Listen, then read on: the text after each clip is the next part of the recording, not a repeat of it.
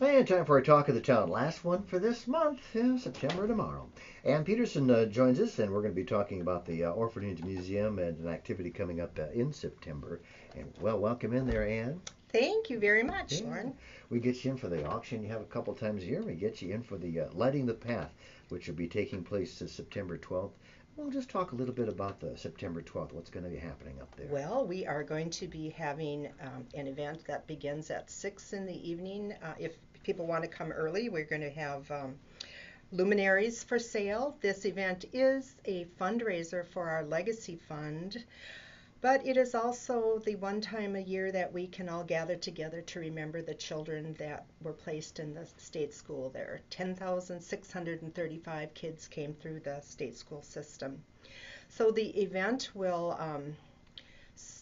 start the actual walk, the lighting the path, the luminary walk will begin at 7 p.m. But prior to that time, people could purchase a luminary in honor or memory of someone. They are $25 a piece. You could also buy them at Cottage 11 starting tomorrow from 1 until 4 in the afternoon. But the Cottage 11 will be open starting at 6 o'clock, and also the main museum will be open for the hour prior to the actual lighting the walk. So if there's people that have not been able to get up there during the day, will be open that evening, so for them to stop in and make a visit if they would like to see the museum or the Cottage 11. And then at 7 o'clock, the Luminary Walk begins, and what that will entail is groups walking to different history stops along a set up route that will be illuminated. We're kind of waiting for the sun to start setting, but we have history stops that will tell what is or was on the grounds at that time. We're going to be focusing more on the western edge of the state school campus this year. So we're going to start over by the gymnasium. That's where people can buy their luminaries, and that's where the walk will begin.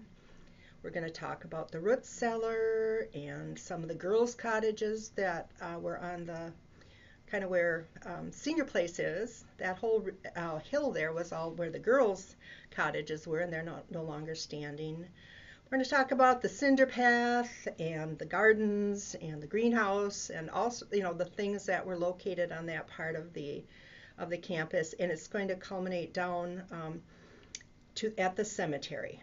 Mm-hmm. So depending on how many groups we have, we've got places where people can sit and wait till the last group is through the walk. But it'll be a guided walk where we'll have someone giving information.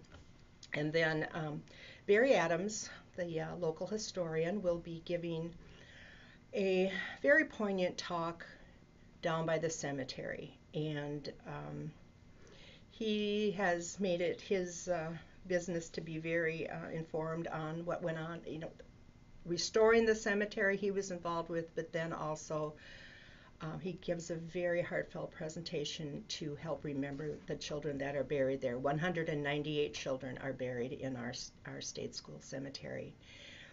He will have candles out in the cemetery highlighting the specific children and things that he is going to be talking about. We have a woman by the name of Sheila Ramey who is a harpist.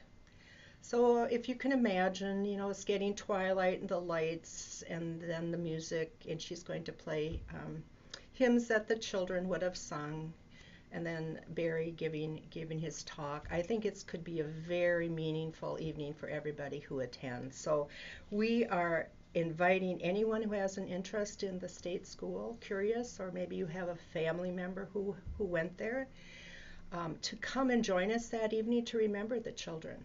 Mm-hmm. That is the mission of our state school museum, is to remember the children.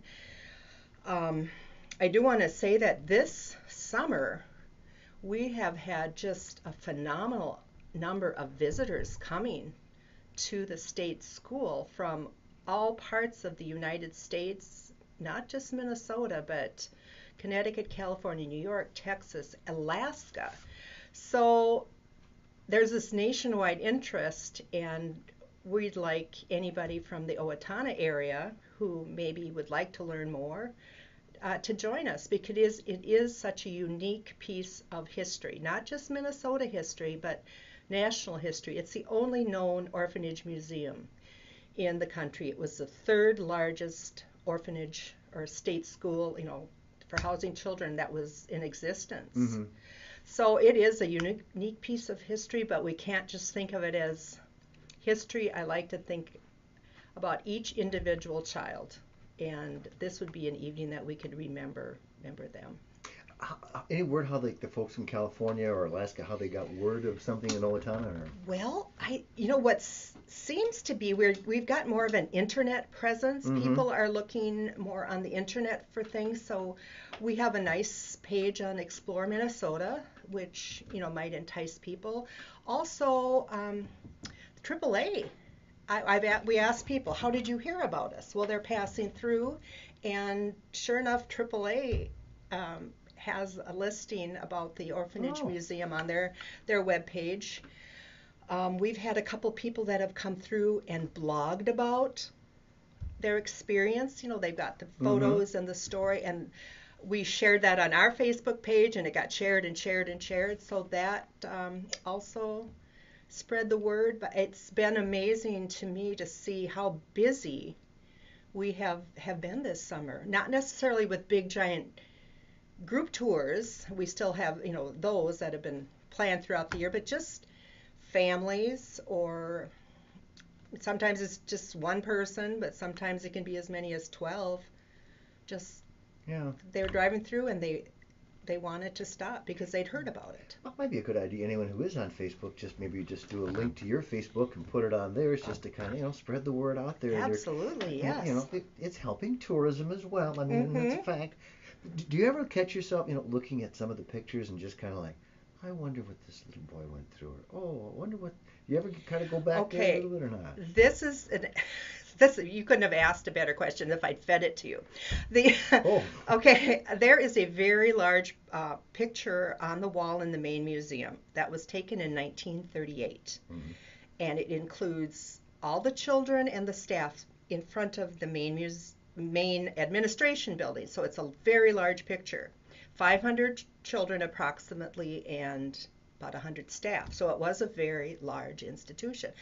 And we've been using the picture. Look at what a large place this was. And then I started thinking, well, I can see where Harvey Rongland's picture is in this, and he's written a book. Peter Razor, who wrote While the Locusts Slept, Peter's in that picture. And then there's another lady by the name of Helen Bowers, and she has written a book. It's called My Light at the End of the Tunnel. Mm-hmm. Okay, those are 3 children, and they've written books, and they're interesting books. And I thought, well, they can't be the only ones. I started thinking more of everybody in that picture as an individual. Mm-hmm. What circumstance brought them here? Yeah. What was their experience like, good or bad? And what was their life like after they got out of here? So I've kind of, I look at those pictures all the time and wonder now what happened to them, and what tragedy brought them here. So yes, absolutely. I got a little insight. My late father-in-law, his siblings, they grew up in Duluth in an orphanage, and now we get the papers and we're getting all these interesting little stories that, I just kind of shake my head. You're kidding. Well, I'll share it with you off the air. Okay. Anyway. We should mention the 4-letter word you don't want to hear, but rain. If there should be rain the 12th. I mean, are there some plans? And it would. We don't want that word. I know, because we did get washed out last year. We did move inside to the art center. Okay. And it's a go no matter what. You'll have something. Yes, it is. So, but we're not gonna. I put somebody in charge of nice weather, so hopefully that will work out. I just want to mention, in case it does, that you will have something going no matter what, Correct. so don't just stay home. Oh, it's raining out, nothing's going on. It's coming up September 12th, it's the Lighting the Path, the Luminary Walk and such like that. And again, starting tomorrow, you can get luminaries at Cottage 11. Cottage right? 11 from 1 to 4 in the afternoon, and they're $25. Mm-hmm. And we've gotten some corporate sponsorships. Federated is our main corporate sponsor, which appreciate that very much, but a lot of the local businesses have as well. So at the history stops, you will be able to see which local companies have donated towards that. And we appreciate that support very much. And I'll just bring up, well, let's say there's a group of people saying, well, I think we should go to that next week. Well, what are the hours? And of course, the question is there a charge? Do we need to call ahead? Or how does that work for anybody? Okay, if they want to come to the museum, the only day that Cottage 11 is closed on Mondays. However, the main museum is open every day except major holidays, so it will not be open on Labor Day, but it's open from 8 to 5, and you go in through the administration building, the city building, and it's right there at the entryway. There is no charge to come through the museum. It is a donation. We maybe suggest $2 per person. We would take more if they were so inclined, but people have been very generous that way. Large groups, though, probably should be called. Large groups, if it's more than 10 and they'd like a guided tour, that is something we can set up, and that's a $7 per person charge, because we host them, we give a presentation, we have a film, and oftentimes Harvey Ronglin will come up and answer questions. So that's a little different shtick than the regular people just deciding that they want to visit. And yesterday there was a woman new to Owatonna. She brought her father from North Carolina. She wanted to learn more about the town she'd moved to, and they were just amazed. So when you get that reinforcement from the visitors, you know that we're doing something right. Yeah, I know I've had you in here before, but I thought, I've never just brought up the obvious. What about when can you stop and what can you do, things like that. Yep. And Peterson with us from the Orphanage Museum. Let's just kind of recap and repeat again to wrap it all up again. September 12th, what's going to be happening? What time and so forth? We are going to have our Lighting the Path event. People can come at 6 o'clock in the evening, purchase a luminary if they would like. They can tour Cottage 11 or the main museum. We're also going to have the root cellar open, which is not open very often. Then at 7 o'clock we're going to start our historic luminary walk and with special music, and then when everybody's gone through that, we are going to all be down by the cemetery and listen to a presentation by local historian Barry Adams with a small closing ceremony at the end. And then again, it's rain or shine. If it should rain, they will have a program, something going on. So don't use that as an excuse. Okay. Anything else real quickly you want to add about the museum, or something we should cover in the last minute or not?